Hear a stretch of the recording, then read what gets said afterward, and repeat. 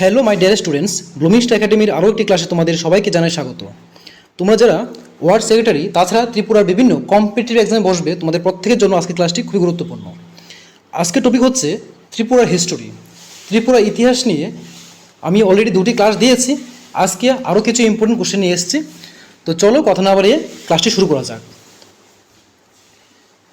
দেখো, আজকের ক্লাসের প্রথম কোশ্চেন অর্থাৎ 31 নম্বর কোশ্চেনটি হচ্ছে, which swimmer of Tripura crossed the English channel for the first time? অর্থাৎ ত্রিপুরার কোন সাঁতারু প্রথমবারের মতো ইংলিশ চ্যানেল অতিক্রম করেছিল?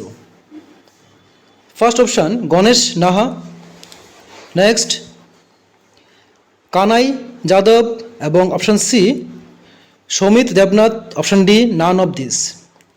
যার মধ্যে সঠিক উত্তর হবে অপশান এ গণেশ নাহা। ত্রিপুরার সাঁতারু গণেশ নাহা প্রথম ইংলিশ চ্যানেল অতিক্রম করেন। তিনি 1988 সালে এই কৃতিত্ব অর্জন করেছিলেন।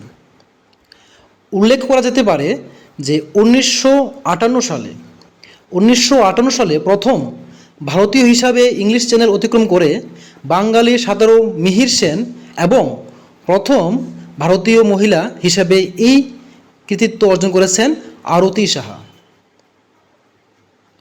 দেখো, ত্রিপুরার সাঁতারু গণেশ নাহা তিনি প্রথম ইংলিশ চ্যানেল অতিক্রম করেছিলেন 1998 সালে।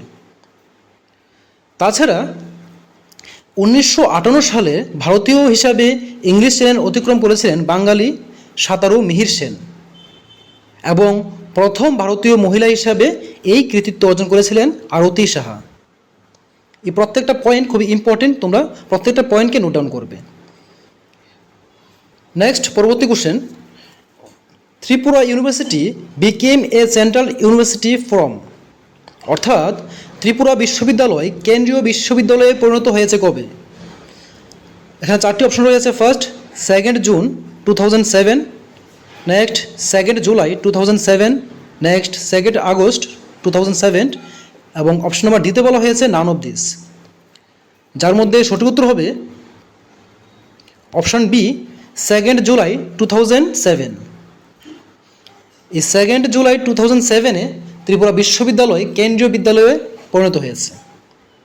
তো উল্লেখযোগ্য হলো এই 2007 জুলাই 2 জুলাই যেটা ত্রিপুরা বিশ্ববিদ্যালয়কে কেন্দ্রীয় বিশ্ববিদ্যালয়ে রূপান্তরিত করা হয়েছে, এটি ত্রিপুরা বিশ্ববিদ্যালয় আইন 2006-এর অধীনে এই পরিবর্তন করা হয়েছে। এখান থেকে কোশ্চেন দিতে পারে যে ত্রিপুরা বিশ্ববিদ্যালয়কে কেন্দ্রীয় বিশ্ববিদ্যালয়ের আওতায় আনা হয়েছে বা রূপান্তরিত করা হয়েছে কোন আইন অনুযায়ী? এটা হবে ত্রিপুরা বিশ্ববিদ্যালয় আইন 2006-এর অধীনে এই পরিবর্তনটি করা হয়েছে। তাছাড়াও মনে রাখবে যে মূল যে পরিবর্তন রয়েছে, 2007 সালে বিশ্ববিদ্যালয়টি একটি কেন্দ্রীয় বিশ্ববিদ্যালয়ে পরিণত হয়, যা আগে ত্রিপুরা রাজ্য সরকার দ্বারা প্রতিষ্ঠিত একটি রাজ্য বিশ্ববিদ্যালয়ের মর্যাদায় ছিল। Next, question number 33। এখানে বলা হয়েছে ONGC started drilling in Tripura from which year? অর্থাৎ ওএনজিসি কোন বছর থেকে ত্রিপুরায় খনন শুরু করেছেন? ফার্স্ট অপশান 1962, সেকেন্ড 1972, থার্ড 1982, এবং ফোর্থ অপশান হলো নান অফ দিস। যার মধ্যে সঠিক উত্তর হবে যে ত্রিপুরাতে যে ওএনজিসি কোম্পানি ড্রিলিং শুরু করেছিলেন, অপশন নাম্বার এ 1962-এ প্রথম ড্রিলিং শুরু করেছিলেন। তবে এই 1962-তে যখন ত্রিপুরায় খনন শুরু করেছে, তার সাথে সাথে কিছু ইম্পর্টেন্ট তথ্য রয়েছে। এই তথ্যগুলি থেকেও তোমাদের কোশ্চেন আসতে পারে। দেখো, এই 1962-তে ত্রিপুরায় খনন শুরু করে প্রথম অনুসন্ধান কোথায় করেছেন? 1962 সালে ওএনজিসি কোন কোন জায়গায় করেছে? এখানে কয়েকটি উল্লেখযোগ্য নাম রয়েছে: সেন্ট্রাল বারামুরা, আরামুরা বুলোজ, থিসনা এবং খুবাল এলাকায়, এই জায়গাগুলিতে ওএনজিসি প্রথম অনুসন্ধান শুরু করেছিলেন। নেক্সট, প্রথম গ্যাস আবিষ্কার, কোথায় প্রথম গ্যাস আবিষ্কার হয়েছে? বারামুরা পাহাড়ে 1986 সালে প্রথম গ্যাস আবিষ্কার হয়েছে।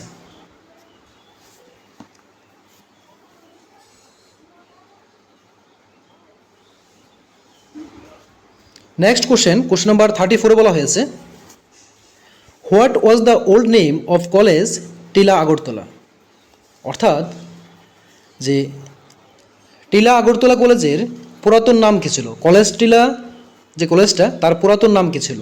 ফার্স্ট হলো বিদ্যাপতন, নেক্সট রাসমন টিলা, নেক্সট কোকারিয়া টিলা, এবং লাস্ট বলা হয়েছে নান অফ দিস। যাদের মধ্যে সঠিক উত্তর হবে রাসমন টিলা। এই টিলা আগরতলা কলেজের পুরাতন নাম অর্থাৎ কলেজ টিলা বা রাজকীয় আমলে রাসমন টিলা নামে এটি পরিচিত ছিল, কিন্তু এটি বর্তমানে মহারাজা বীর বিক্রম কলেজ নামে পরিচিত, যা ত্রিপুরার সবচেয়ে পুরানো ডিগ্রি কলেজ হিসাবে বিবেচিত হয়ে থাকে। ত্রিপুরার সবথেকে পুরাতন যে কলেজটা রয়েছে সেটা হলো এই রাসমন টিলায়, অর্থাৎ যেটা পুরানো অবস্থায় ছিল রাসমন টিলা নামে, এখন বর্তমানে মহারাজা বীর বিক্রম কলেজ নামে পরিচিত। নেক্সট কোশ্চেন নাম্বার 35, এখানে বলা হয়েছে, the first campaign for mass literacy in Tripura was build by. অর্থাৎ ত্রিপুরায় গণস্বাক্ষরতার জন্য প্রথম প্রচারণটি তৈরি করেছিলেন, কে করেছিলেন? ফার্স্ট অপশান মহারাজা বীর বিক্রম, নেক্সট দশরথ দেব, অপশান সি নৃপেন চক্রবর্তী, এবং অপশান ডি হলো নান অফ দিস। যাদের মধ্যে সঠিক উত্তর হবে অপশান বি দশরথ দেব। এই ত্রিপুরার প্রথম গণস্বাক্ষরতা প্রচার শুরু করেছিলেন কমরেড দশরথ দেব এবং তার সঙ্গীরা। তো মনে রাখবে, তারা 1945 সালের এই 27শে ডিসেম্বর, এই সনগুলি খুব ইম্পর্টেন্ট, 1945 সালের 27শে ডিসেম্বর জনশিক্ষা সমিতি নামে একটি গণশিক্ষা কার্যক্রম শুরু করেছিলেন। তো ফার্স্ট যে গণস্বাক্ষরতা প্রচার শুরু করেছিলেন তখন যে সমিতি তৈরি হয়েছিল সেই সমিতির নাম কি? নাম ছিল জনশিক্ষা সমিতি। এটি হয়েছিল 1945 সালের 27শে ডিসেম্বর, যা পরবর্তীকালে সাক্ষরতার হারের ত্রিপুরাকে শীর্ষে পৌঁছতে গুরুত্বপূর্ণ ভূমিকা পালন করেছিল এবং 2013 সালে এই প্রচেষ্টার চূড়ান্ত পর্যায়ে গিয়ে পৌঁছেছিল। Next number 36, the number of kings mentioned in Rajmala is. রাজমালায় উল্লিখিত রাজাদের সংখ্যা কত? 129 জন, 179, 186 নাকি নান অফ দিস? দেখো, রাজমালায় উল্লিখিত রাজাদের মোট সংখ্যা, এক কথা হলো ত্রিপুরায় মোট কতজন রাজা রাজত্ব করেছেন এই সংখ্যাটা নিয়ে অনেক ব্যতিক্রমী উত্তর রয়েছে। তাই তোমাদের বলবো যে তোমাদের যে তথ্য দেওয়া হচ্ছে এগুলো তোমরা দেখে রাখো এবং পরীক্ষার মধ্যে অপশান যা থাকবে সেই অপশানের উপর ডিপেন্ড করে তোমরা আনসার করতে হবে। কেননা তোমরা ব্যাখ্যাটা এখনই বলবো। দেখো, এখানে 4টি অপশান রয়েছে, 129 জন, 179, 186, যার মধ্যে এক্ষেত্রে সঠিক উত্তর হবে যে ত্রিপুরার রাজমালায় উল্লেখিত রাজাদের সংখ্যা হলো 186, অপশান সি হবে রাইট আনসার। কিন্তু এই যে 186 জন রাজার কথা বলা হয়েছে, তারা কখন থেকে কাউন্টিং শুরু করেছে? এটি হলো রাজমালা অনুসারে প্রাগ ঐতিহাসিক রাজা দুর্জয় থেকে শুরু করে শেষ অভিষিক্ত রাজা বীরবিক্রম কিশোরমাণিক্য পর্যন্ত হলো 186 জন রাজা। মনে রাখবে যে প্রাগ ঐতিহাসিক রাজা দুর্জয়, রাজার নাম হলো দুর্জয়, ওনার থেকে শুরু করে একদম শেষ পর্যন্ত বীরবিক্রম কিশোরমাণিক্য পর্যন্ত ছিল 186 জন। কিন্তু এই সংখ্যা নিয়ে বিভিন্ন মতভেদ রয়েছে বা ভিন্নতা রয়েছে। যেমন যে বাংলাপিডিয়ার অন্য একটি সূত্র বা জিকে টুডে অনুসারে যে 1431 খ্রিস্টাব্দে প্রথম রাজমালা রচনার সময়ে 149 জন রাজার তালিকা ছিল। দেখো, পয়েন্টটা মনে রাখবে যে কখন এটা 1471, এই 1431 খ্রিস্টাব্দে 1431 খ্রিস্টাব্দে প্রথম রাজমালা রচনা হয়েছিল। তখন বলা হয়েছিল যে 149 জন রাজা ছিল। রাজমালায় এই 149 জন রাজার তালিকা রয়েছে, যার মধ্যে প্রথম রাজা হলেন চন্দ্র, এবং এই 1431 সালের প্রথম বাংলা ভাষায় রচিত রাজমালায় প্রথম রাজা ছিলেন ধর্মমাণিক্য। দেখো ব্যতিক্রমে কি রয়েছে। বলা হয়েছে যে রাজমালায় যে 149 জন রাজার কথা বলা হয়েছে, যাদের মধ্যে প্রথম রাজা হলেন চন্দ্র, এবং 1431 সালের প্রথম বাংলা ভাষায় রচিত রাজমালা, ওইখানে প্রথম রাজা হিসাবে ছিলেন ধর্মমাণিক্য। তো এই তালিকায় ত্রিপুরায় প্রায় সকল রাজার তথ্য লিপিবদ্ধ আছে, যা 149 জন রাজার সংখ্যা নির্দেশ করে থাকে। তো আশা করি তোমরা ব্যতিক্রমটা বুঝতে পেরেছো। তো এই পয়েন্টগুলি তোমরা জেনে রাখবে। তো ওই পয়েন্ট অনুযায়ী যে কোশ্চেনটা আসে তোমরা এইভাবে আনসার করবে। Next question number 37, the first tea garden of Tripura, অর্থাৎ ত্রিপুরার প্রথম চা বাগান কোনটি? এটা তোমরা জানো আশা করি। হীরাচোরা, মূর্তিচেরা, পতিচেরা এবং নান অফ দিস, এই 4টি অপশন রয়েছে, যার মধ্যে সঠিক উত্তর হবে অপশন নাম্বার এ, হীরাচেরা। মনে রাখবে যে ত্রিপুরার প্রথম চা বাগান সেটা হলো হীরাচেরা, এবং এটি কোথায় অবস্থিত? এটি হলো কৈলাসহর। এটি কৈলাসহরের একটি চা বাগান, যা 1916 সালে প্রতিষ্ঠিত হয়েছিল। আর এই বাগানটি মহারাজা বীরেন্দ্র কিশোর মাণিক্য বাহাদুরের আমলে শুরু হয়েছিল। মনে রাখবে ত্রিপুরার প্রথম চা বাগান যেটা কৈলাসহরে অবস্থিত হীরাচোরা, এই বাগানটি 1916 সালে প্রথম প্রতিষ্ঠিত হয়েছিল। আর তখনকার সময়ে রাজা ছিলেন রাজা বীরেন্দ্র কিশোর মাণিক্য বাহাদুর। নেক্সট কোশ্চেন নাম্বার 39, এখানে বলা হয়েছে the first election of Tripura territorial council was held in which year, অর্থাৎ ত্রিপুরা টেরিটোরিয়াল কাউন্সিলের প্রথম নির্বাচন কোন সালে অনুষ্ঠিত হয়েছিল? 4টি অপশন রয়েছে, 1957, 1963, 1957, নান অফ দিস, যাদের মধ্যে সঠিক উত্তর হবে অপশন নাম্বার এ, 1957। তো মনে রাখবে যে ত্রিপুরার টেরিটোরিয়াল কাউন্সিলের প্রথম নির্বাচন যেটা 1957 অনুষ্ঠিত হয়েছিল, তো এটি এই 1957 অর্থাৎ 1957 সাল থেকে শুরু করে 1963 সাল পর্যন্ত ত্রিপুরা কেন্দ্রশাসিত অঞ্চলের আইনের বা আইনসভা হিসাবে কাজ করেছিল। পয়েন্টটা মনে রাখবে যে 1957 সালে প্রথম ত্রিপুরায় টেরিটোরিয়াল কাউন্সিল নির্বাচন হয়েছিল, এবং এই 1957 সাল থেকে শুরু করে 1963 সাল পর্যন্ত ত্রিপুরা কেন্দ্রশাসিত অঞ্চলের আইনসভা হিসাবে কাজ করেছিল। এই ক্লাসের প্রত্যেকটা কোশ্চেন খুবই ইম্পর্টেন্ট তোমাদের পরীক্ষার জন্য। Next question, which among the following day the Tripura territorial council was dissolved and the legislative assembly with the existing members of the territorial council was formed, অর্থাৎ উপরের কোন দিনে ত্রিপুরা টেরিটোরিয়াল কাউন্সিল ভেঙে দেওয়া হয়েছিল এবং টেরিটোরিয়াল কাউন্সিলের বিদ্যমান সদস্যদের নিয়ে একটি আইনসভা গঠিত হয়েছিল? 4টি অপশন রয়েছে। ফার্স্ট অপশন হলো জানুয়ারি 21, 1972, নেক্সট অক্টোবর 15, 1949, অপশন সি জুলাই 1, 1963, যার মধ্যে সঠিক উত্তর হবে অপশন সি 1963-তে 1 জুলাই। এ হলো তার সঠিক উত্তর। কিন্তু মনে রাখবে যে এই 1963 অর্থাৎ 1963 সালের 1 জুলাই ত্রিপুরা টেরিটোরিয়াল কাউন্সিল ভেঙে দেওয়া হয়েছিল, এবং ওই সময়ে ওইখানে থাকা অর্থাৎ বিদ্যমান যে সদস্যরা ছিল সেই সদস্যদের নিয়েই নতুন একটি আইনসভা গঠিত করা হয়েছিল। নেক্সট কোশ্চেন নাম্বার 40, এখানে বলা হয়েছে when Agartala municipality was established in 1871 by the royal proclamation its population was. অর্থাৎ 1871 সালে রাজকীয় ঘোষণার মাধ্যমে যখন আগরতলা পৌরসভা প্রতিষ্ঠিত হয়েছিল তখন এর জনসংখ্যা কত ছিল? First option 100, second option 875, third option হলো 5000 এবং লাস্ট অপশন হলো ওভার 10,000, যার মধ্যে সঠিক উত্তর হলো অপশন বি 875।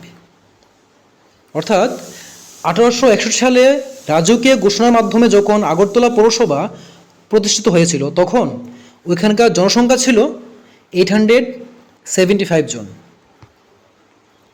নেক্সট, পরবর্তী question, in which year Tipra revolt was took place? অর্থাৎ তিপ্রা বিদ্রোহ কত সালে সংগঠিত হয়েছিল? 1895, 1850, 1888 অ্যান্ড লাস্ট অপশন হলো, এই লাস্ট অপশনটা এখানে ভুল রয়েছে, ঠিক আছে, এখানে লিখবে নান of this.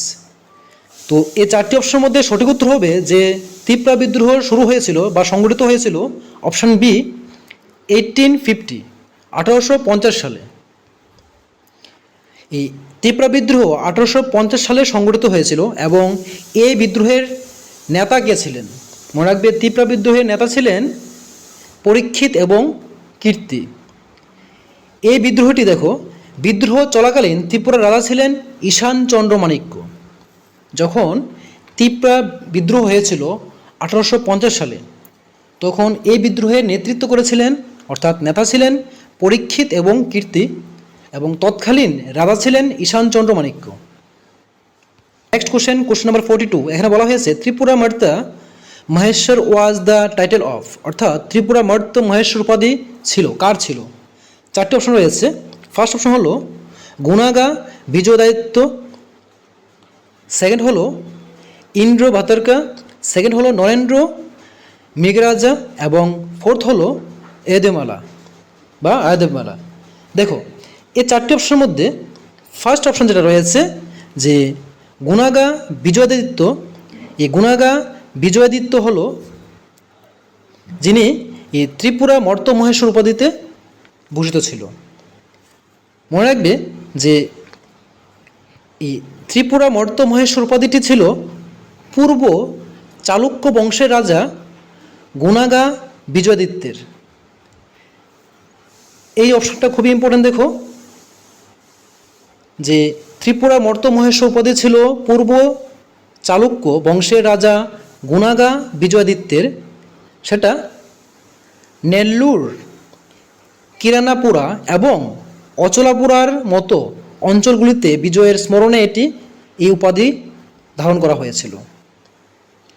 Next, question number 43, Rajmala which is a chronicle of the kings of Tripura which was written under which Kings?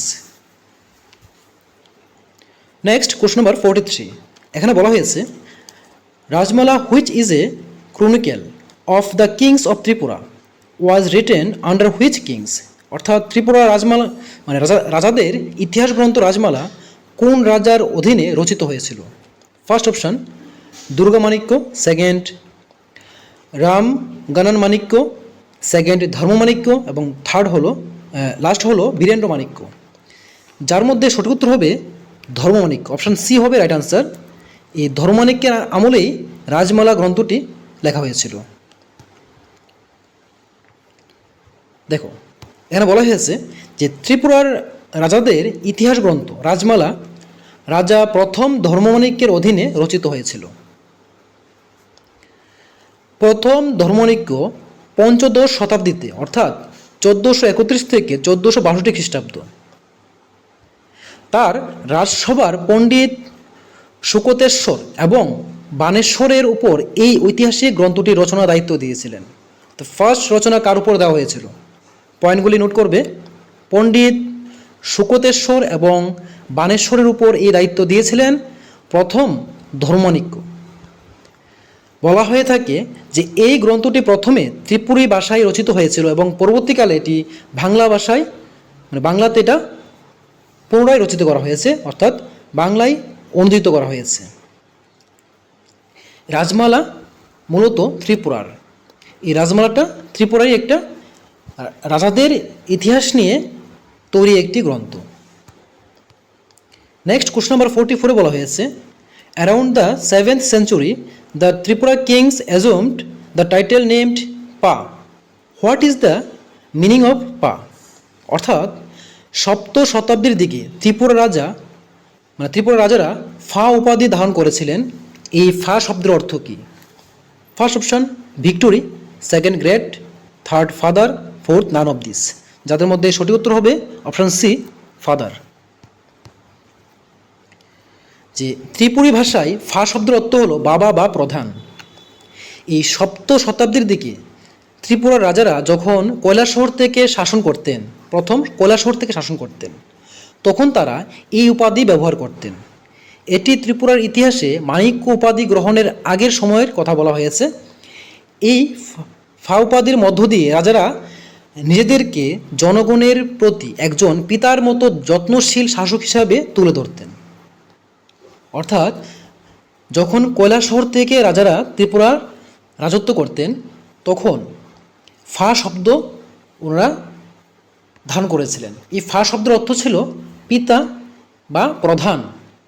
আর এই অর্থের সাহায্যে ওনারা বুঝিয়েছিলেন যে ওনারা হলেন এমন একজন ব্যক্তি যিনি প্রজাদেরকে পালন করে থাকেন, অর্থাৎ পিতার মতো যত্ন করে থাকেন বা পিতার মতো স্নেহ করে থাকেন, পিতার মতো পরিচালনা করে থাকেন তার প্রজাদেরকে।